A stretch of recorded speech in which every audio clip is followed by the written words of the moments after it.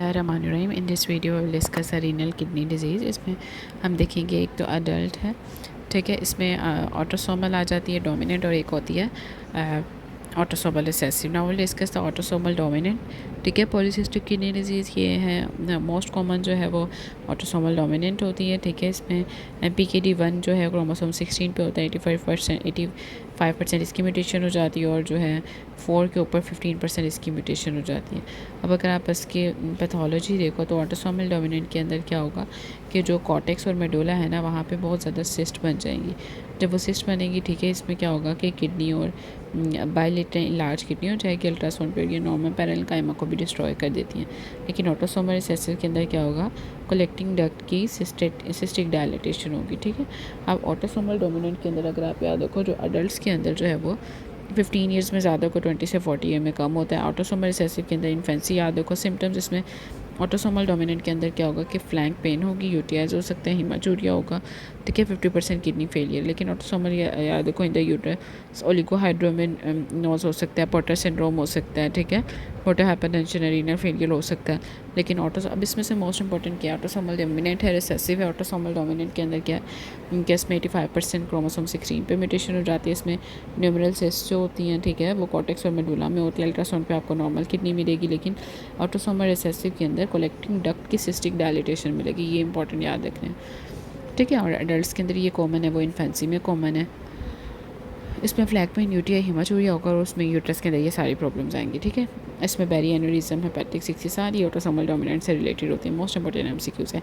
अब berry aneurysm इसमें vascular wall जो लेक द ट्यूनिका मीडिया, इसमें क्या होता है कि सबरेकनोइड हेमरेज होगा, इंट्रा कैनियल हेमरेज भी से बोलते हैं। अब किडनी के अंदर देखो, एमनियोटिक फ्लूइड अगर कम हो जाएगा तो क्या होगा, किडनी की वजह से ओलिगोहाइड्रोमिनोस होता है, ठीक है। इसमें पल्मोनरी हाइपोप्लासिया और लिम्ब डिफॉर्मिटी होती है। इसमें इन दोनों को हम क्या कहते हैं, पोर्टर के अंदर लिम्ब डिफॉर्मिटी के साथ साथ पल्मोनरी हाइपोप्लेजिया होगा। Mode of inheritance in the इसमें ऑटोसोमल डोमिनेंट होती है, 10 ईयर ओल्ड है।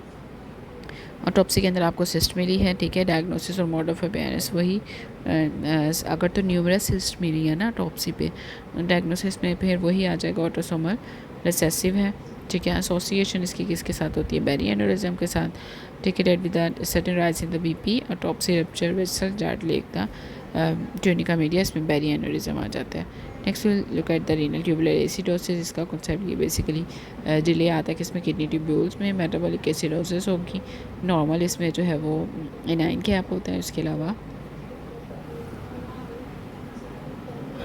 मेटाबॉलिक जो है वो एसिडोसिस होगा, ठीक है। अब इसमें देखो टाइप 1 टाइप 2 के अंदर पोटाशियम की सिक्रीशन जो है वो कम हो जाती है, और टाइप 4 के अंदर क्या होगा, पोटाशियम की एक्सक्रीशन जो है वो ज़्यादा हो जाएगी। अब हम देखते हैं कि टाइप 1 के अंदर क्या होगा, डिस्टल इन्वॉल्व होता है, इसके अंदर प्रॉक्सिमल है, ठीक है। रीनल ट्यूबुलर एसिडोसिस की बात हो रही है। अगर हम डिस्टल वाले की बात करें ना, ये inability to excrete the hydrogen, ठीक है। Inability to excrete the hydrogen in the distal collecting tubule from the alpha intercalating cell unable to excrete the. लेकिन टाइप के 2 के अंदर ये प्रॉक्सिमल होता है, और ये inability to absorb the bicarb. उसमें inability to excrete the hydrogen था, इसके अंदर inability to reabsorb the bicarb है। इसमें देखो इसके कैरेक्टरिस्टिक्स के अंदर टाइप 1 जो होती है ना, इसके अंदर नॉर्मल होते हैं, नॉर्मल है पीएच, ठीक है। पोटाशियम के अंदर आपको इसमें हाइपोकलीमिया मिलेगा, ठीक है। सोडियम एक्स्ट्रासेलुलर फ्लूइड जो है वो दोनों कम हो जाएंगे। कैल्शियम फॉस्फेट में क्या होगा कि रीनल स्टोन ज़्यादा हो जाती हैं।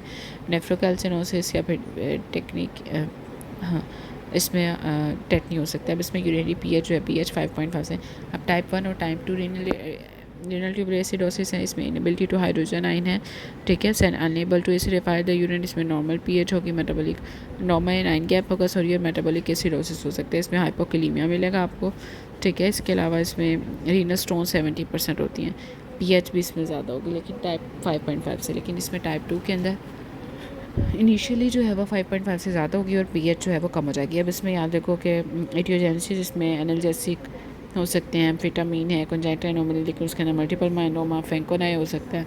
अब इसके डायग्नोसिस के अंदर आपने एसिड लोड देखा कि जो है वो सोडियम कितना जो है NH4Cl है ना, वो ज़्यादा होगा, तो पीएच इसकी ज़्यादा हो जाएगी। Unable to acidify the urine despite the acid load है, लेकिन फिर भी एसिडिफाई नहीं करा। उसके बाद नेक्स्ट पे देखो, इसमें टाइप 2 के अंदर क्या होगा कि बाइकार्बोनेट का लोड ज़्यादा है, ठीक है। इसके बाद इसमें देखो टाइप 1 के अंदर मैंने आपको क्या बताया था कि बेसिकली इसमें नॉर्मल 9 के हम होते हैं, लेकिन मेटाबॉलिक एसिडोसिस हो जाएगी, ठीक है। और हाँ, इसमें ऐसा और कुछ भी नहीं है। टाइप 4 के अंदर इसे आप हाइपरकैलेमिया आती भी कह सकते हैं। इसमें एल्डोस्टेरोन कम होगा तो सोडियम की कम होगी, रीअब्जॉर्प्शन पोटेशियम ज़्यादा हो जाएगा और पीएच भी कम हो जाएगी। ठीक है, हाइपरएल्डोस्टेरिनिज्म है, kidney resistance toward the aldosterone. अब इसकी करेक्टरिस्टिक पीएच के अंदर जो है वो नॉर्मल एनाइन गैप होगा, पोटेशियम ज़्यादा हो जाएगा, सोडियम कम होगा। Okay, now the hypokalaemia with the metabolic acid. अगर मेटाबॉलिक एसिडोसिस के साथ साथ हाइपोकैलेमिया, इसका मतलब है रीनल ट्यूबुलर एसिडोसिस है। नेक्स्ट पे देखो defect in the type 2 RTA के अंदर जो डिफेक्ट होगा, unable to absorb the bicarb in the PCT.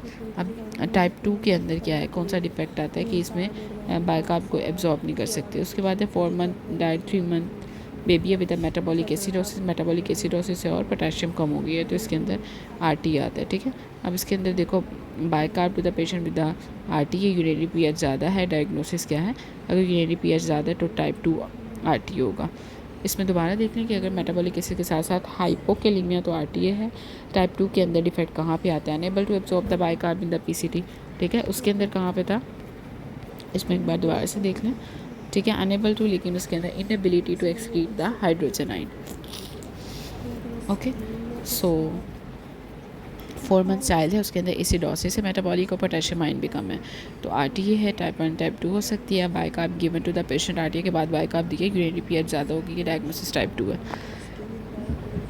ठीक है, इसके अलावा inability to produce acidic urine मैन आफ्टर जेलिंग विद अमोनिया, इसमें टाइप 1 है। Most likely potassium level with RTA, RTA के साथ जो है वो मोस्ट लाइकली पोटेशियम लेवल जो है वो कम हो जाएगा। इसमें जो करेक्टरिस्टिक है इसमें भी ज़्यादा हो जाएगा। If you have any question you can ask me in the comment section. इसमें अभी तक हमने सिर्फ क्या देखा, रीनल ट्यूबुलर एसिडोसिस और बहुत माइनर सा टॉपिक है और रीनल की सिस्टिक डिजीज़।